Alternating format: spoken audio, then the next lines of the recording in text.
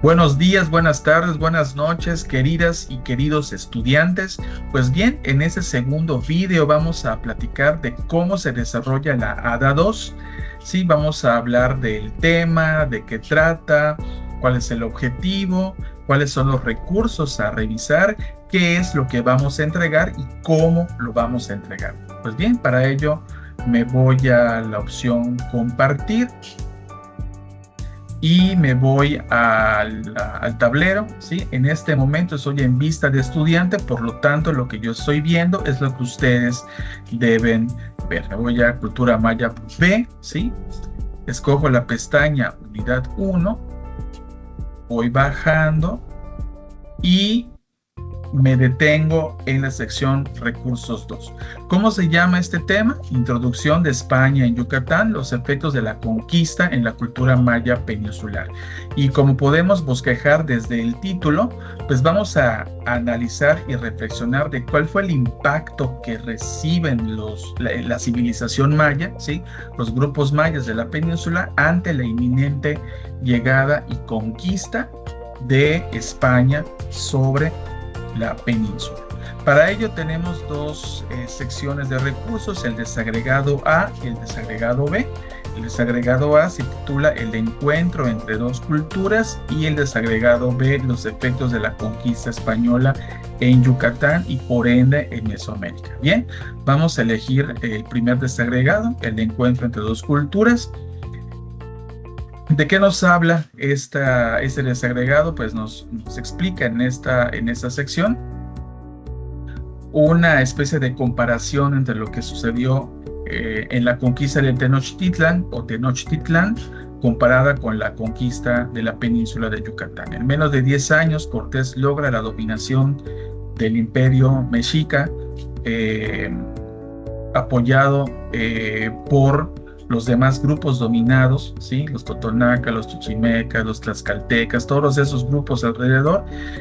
Cortés los lleva a su lado y además Cortés dentro del corazón del imperio, que es el Palacio de Xayácatl, donde vivía Moctezuma, pues evidentemente lo tenía todo dispuesto. Entonces, una vez que se logra la conquista, en menos de 10 años, ¿sí? Cortés se dirige hacia la península que tiempo atrás, durante la conquista de Tenochtitlán y años antes, ya habían habido intentos de penetrar en la península. Venían exploradores, conquistadores hacia la península, pero los mayas, pueblo muy aguerrido, pues no les daban paso. Apenas llegaban a las costas, ahí se los escabechaban a todos. Los intentos de entrada pues eran por la zona de Cizal, Celestún, San Felipe, Cancún, porque eran como las puntas, ¿no?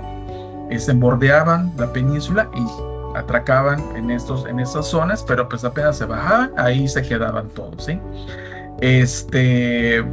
Sin embargo, cuando Cortés logra dominar Tenochtitlan y llegan los avisos, pues en las islas cercanas ya dominadas, por ejemplo, la Hispaniola, ahí por Cuba, ¿sí? Pues eso les da como un incentivo de nuevo a los conquistadores que no podían entrar a la península, ahora sí, de retomar este proceso, ¿no? Entonces, cuando Cortés ya llega a la península de Yucatán es cuando se puede decir que inicia la conquista formal de la civilización maya, ¿no? Sin embargo, a diferencia de lo que sucedió en Tenochtitlan, que duró alrededor de 10 años, un poco menos, la conquista de Yucatán duró más de 60 años, porque los mayas, ya prevenidos de lo que había sucedido en Tenochtitlan, pues se armaron pues con todo, ¿sí? Si bien los españoles pues llegaban con armas y ya llegaron con más gente, etcétera, no podían con la afrenta que les daba la selva de Yucatán, que es muy densa, el clima, pues ya sabemos cómo es, ¿no? El clima de la península. Entonces, además de que eso les costó pues mucho trabajo a los españoles, los mayas pues se sabían de todas, y apenas iban penetrando hacia el dentro de la península, grupos diferentes de mayas atacaban a los flancos que entraban por diferentes zonas. Y para llegar al corazón de la península, pues la verdad fue una odisea que bueno, desafortunadamente termina en la dominación total. Sin embargo, los mayas lo que hacen cuando vieron que ya de plano, años después, pues ya estaban dominando pues ya la zona, deciden huir, por así decirlo, más que huir, protegerse en las tierras, bueno, se les llaman las tierras altas, ¿no?, de la planicie de Mesoamérica, y la civilización maya es cuando se dispersa.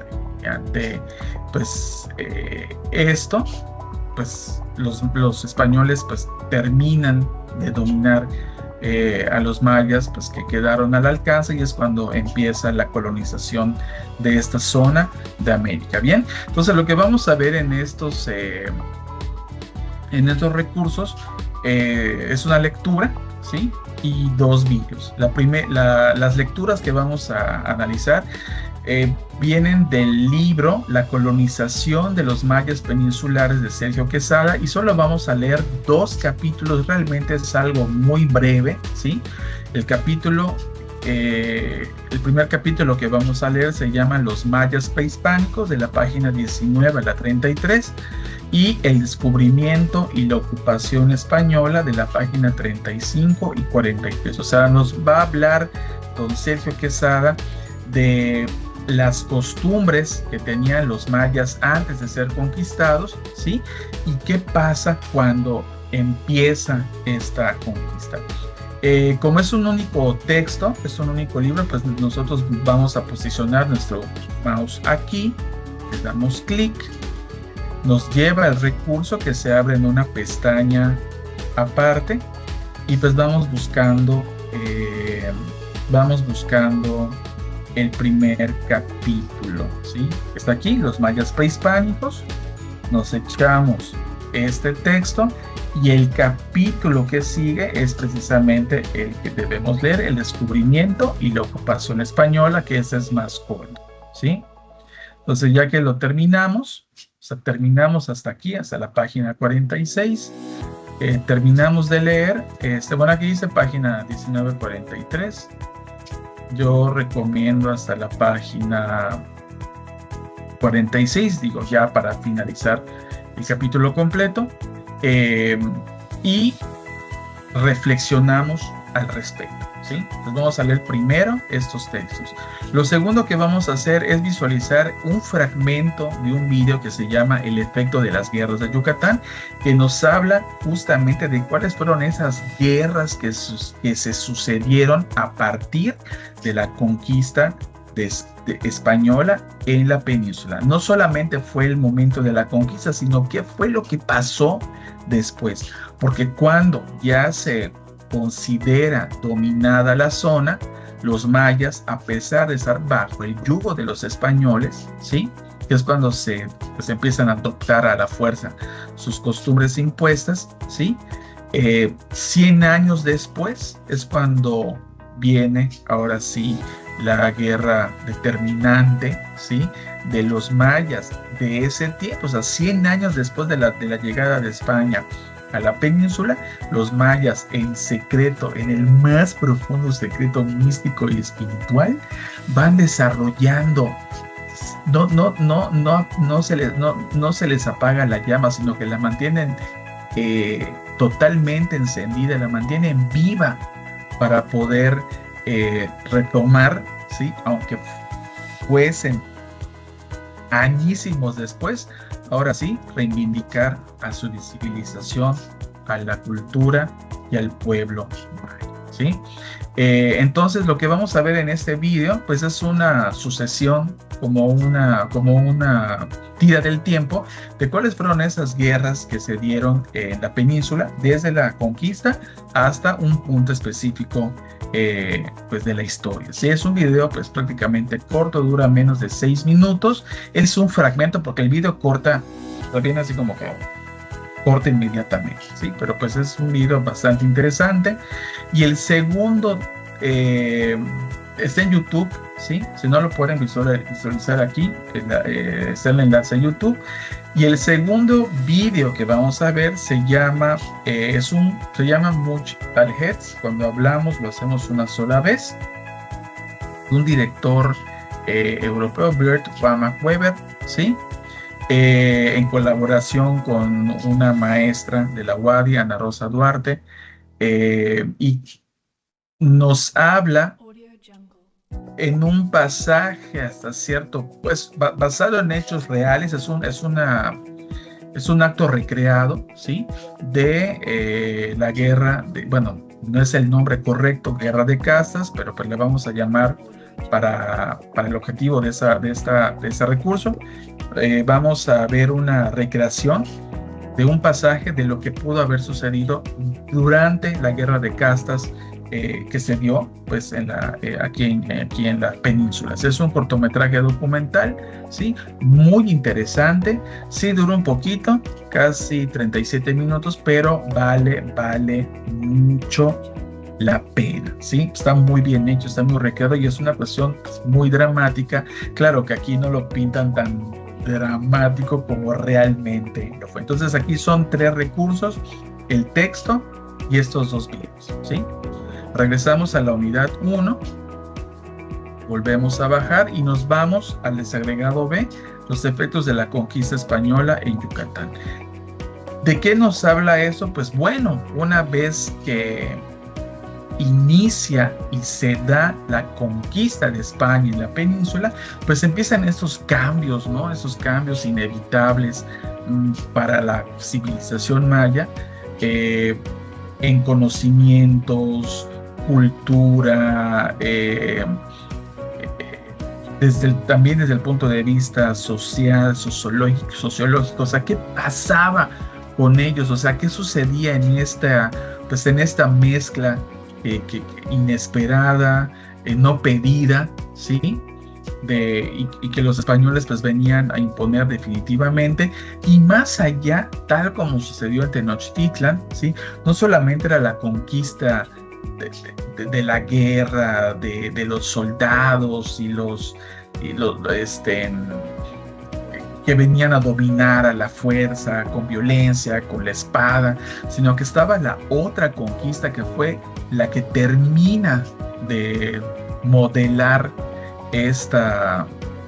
pues sí, todo este proceso tanto de conquista, sí, como de conquista, principalmente, más allá de colonización, de conquista, que es la conquista de la cruz, ¿no? O sea, estaba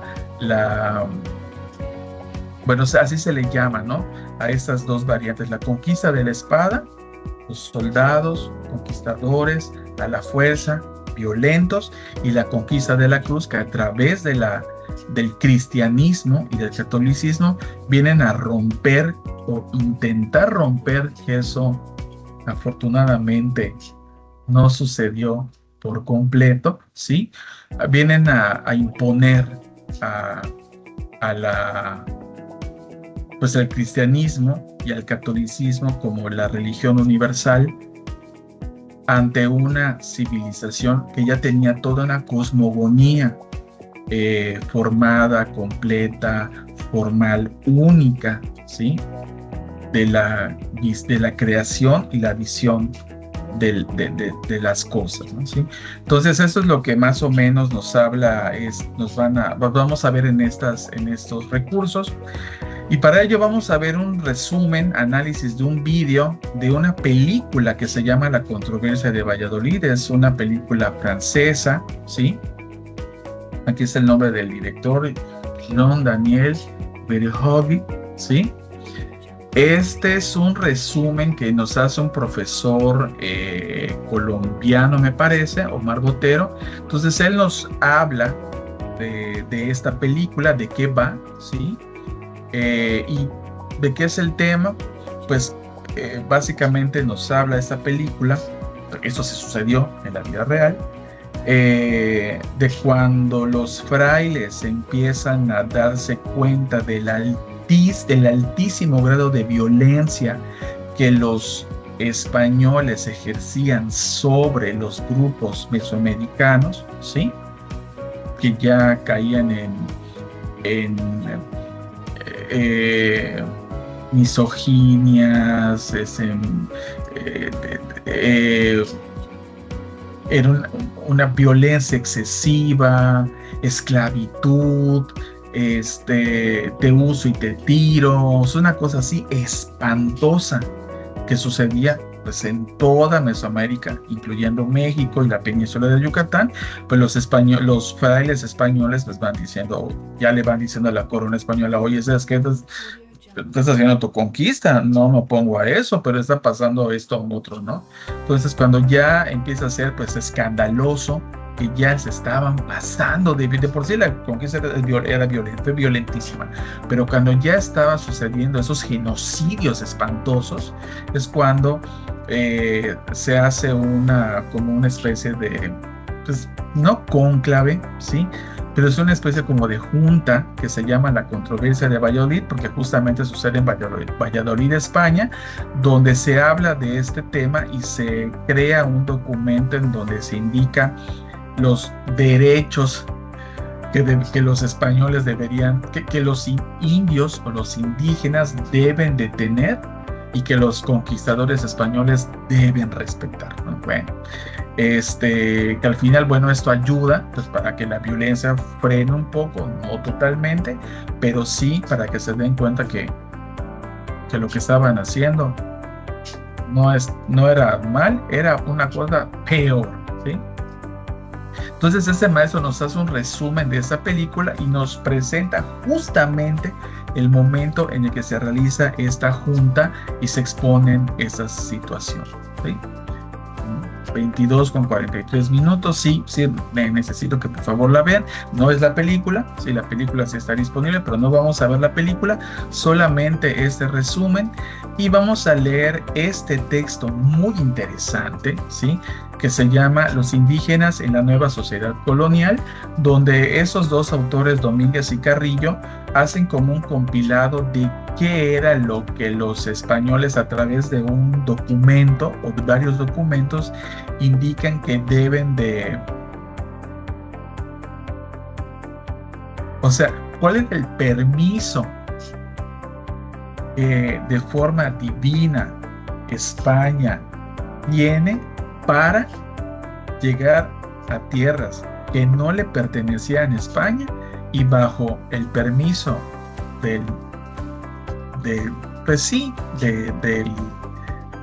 bajo el permiso religioso, con toda la libertad del mundo, llegar y tomar eso que España consideraba suyo, ¿sí? Es un texto, solo son 5 páginas. Lo que sucede es que tiene pues la letra muy pequeña, ¿sí? Pero vale la pena leerlo. Es nada más para redondear todo esto de lo que les he platicado. Yo les comento que se centren principalmente en esa sección en letra roja, que se llama requerimiento que se ha de leer a los indios, y básicamente lo que nos dice este texto en rojo es ese permiso que España se tiene, ¿sí? A través de las cuestiones religiosas o a través de la divinidad, el permiso de llegar y dominar o tomar estas tierras que no habían sido evangelizadas, ¿no? Y básicamente lo que dice: tienes que hacer lo que te decimos, y si no lo haces, entonces atenta a las consecuencias. Una cosa de no creer, una cosa realmente espantosa, ¿sí? Entonces, digo, el texto está, las imágenes, la verdad es que, digo, hablan por sí solas, ¿no? Yo les invito a leer todo el documento, principalmente los textos, este texto en rojo y este que está aquí, ¿sí? Pero yo sí les invito a leer todo. Cerramos y es todo, ¿sí? En este desagregado B es solo el vídeo y este texto. ¿Qué vamos a hacer? Vamos a analizarlo, a reflexionarlo, a platicarlo. Quieren tomar apuntes, no es necesario, ¿sí? Solo es ver estos recursos desagregado A, desagregado B, ¿sí? Los vamos reflexionando y entonces nos vamos a la 2, que se llama Los efectos del encuentro entre dos culturas, parte 1, porque la parte 2 está en la unidad, ¿sí? Entonces, básicamente, muy básicamente, ¿qué vamos a hacer? Un organizador gráfico. Con toda esa información que ya leímos, ya analizamos y ya reflexionamos, vamos a elegir los datos más que consideren ustedes como equipo más relevantes que deban ir en ese organizador gráfico, que ustedes lo pueden presentar en la forma que quieran. Puede ser una, como dice acá, bueno, está en la rúbrica, ¿sí? Puede ser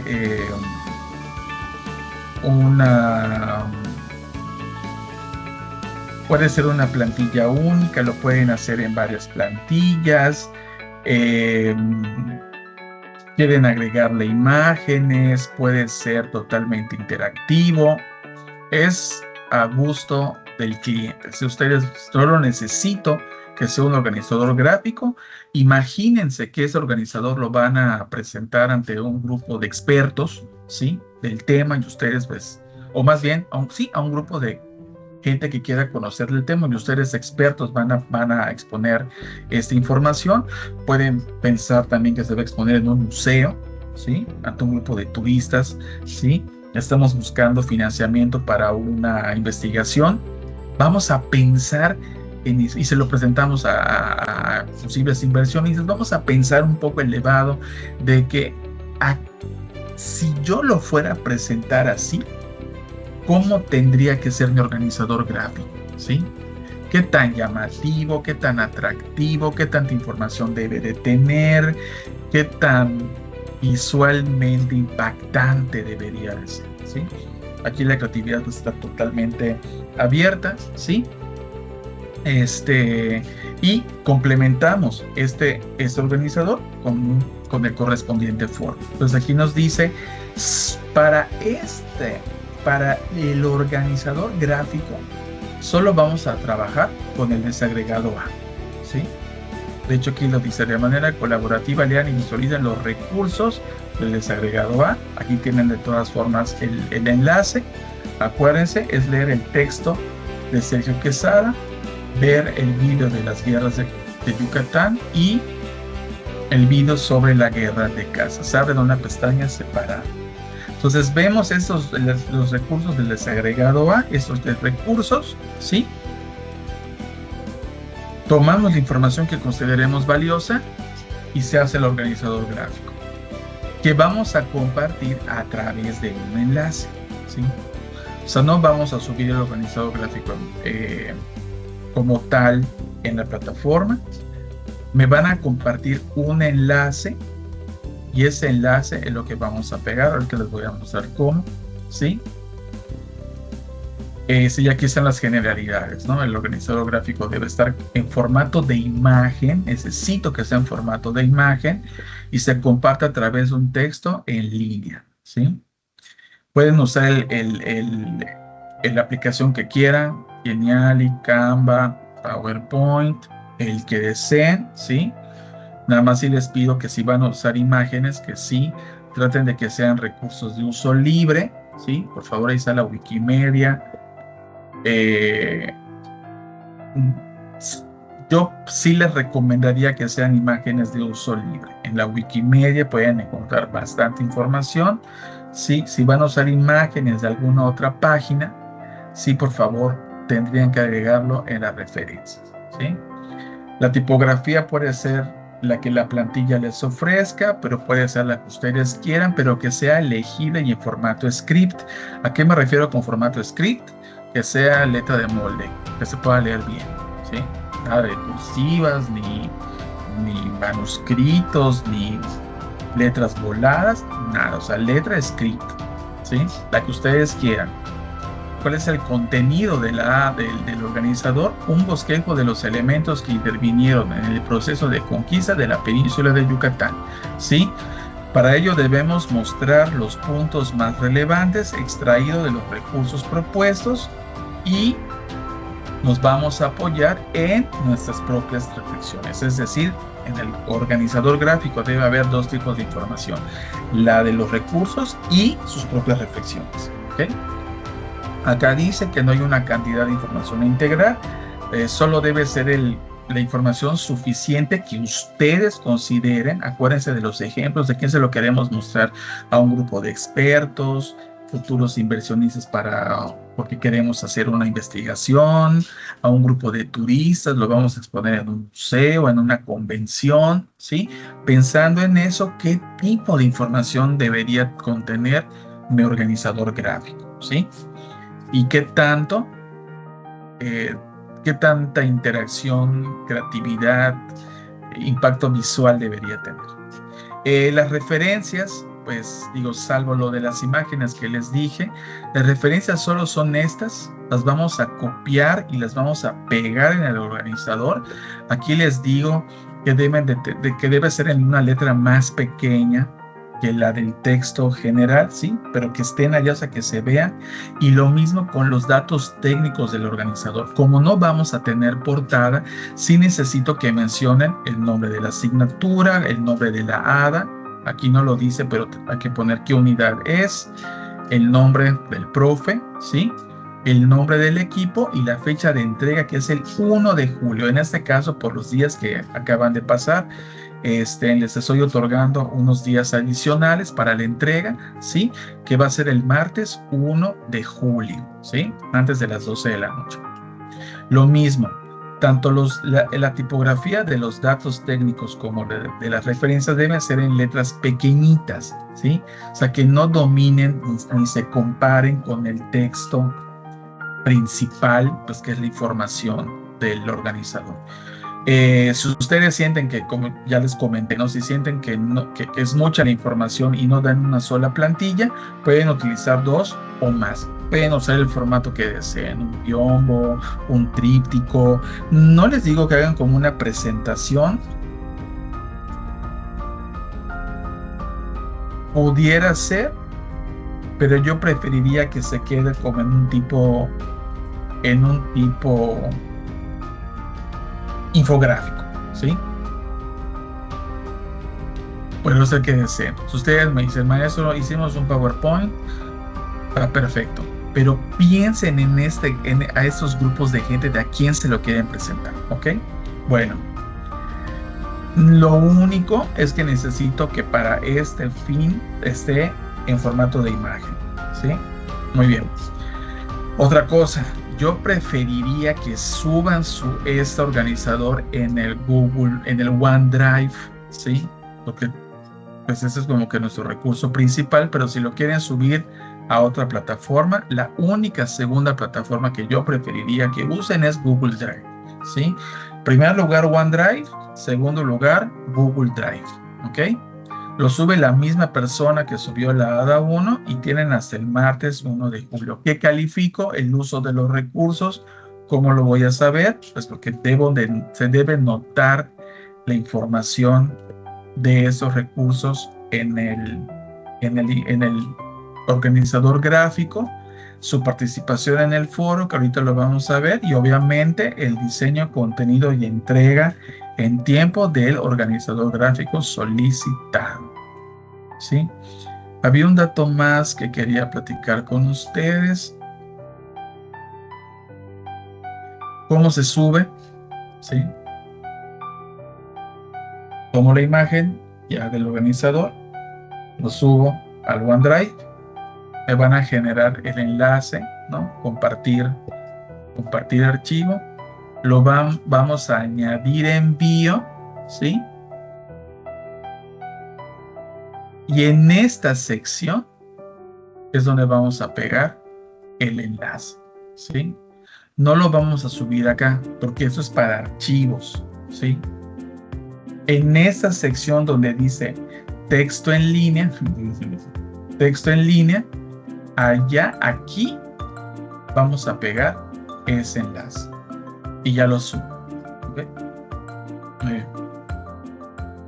Bueno, eso es en cuanto al organizador gráfico.